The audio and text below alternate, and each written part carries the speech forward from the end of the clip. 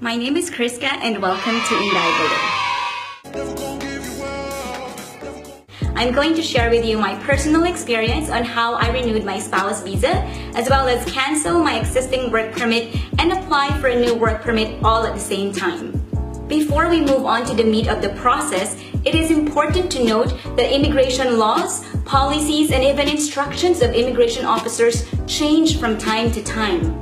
Also, the experience of foreign spouses vary depending on many different factors such as country of origin, strength of passport, religion, number of kids, branch of the immigration office, and even the immigration officer.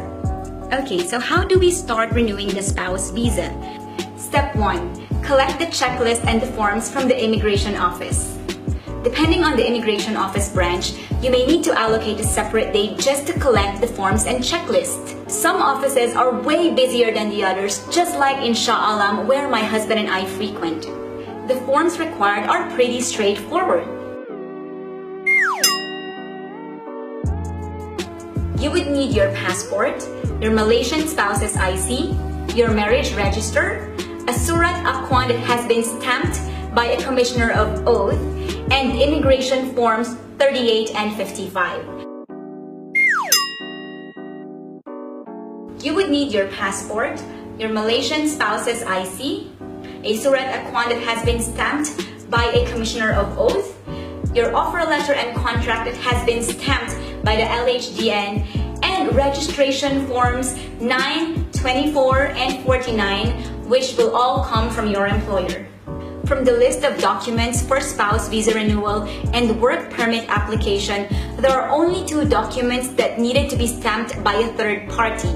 That is the Surat Akwaan, which needs to be stamped by a commissioner of oath, and your offer letter and contract, which needs to be stamped by the LHDN.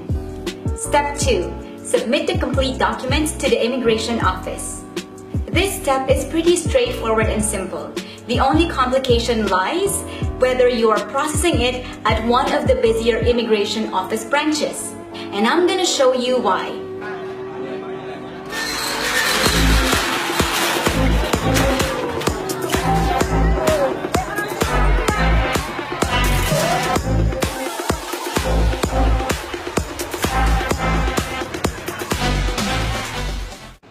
I went down to get breakfast because I'm sure that it's going to be a very long wait. I've never seen such long queue since I've started applying for a spouse visa. So we were lucky enough to get a queue number. Can you see that? It says 5102, which means we are 102nd in line. Apart from waking up and arriving really early, another essential skill in securing a queue number is running. Note that the queue numbers are limited.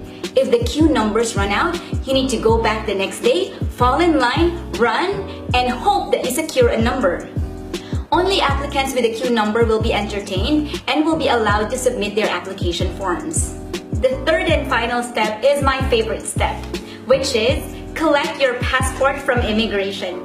You just need to submit the receipts at the information counter and wait for your name to be called.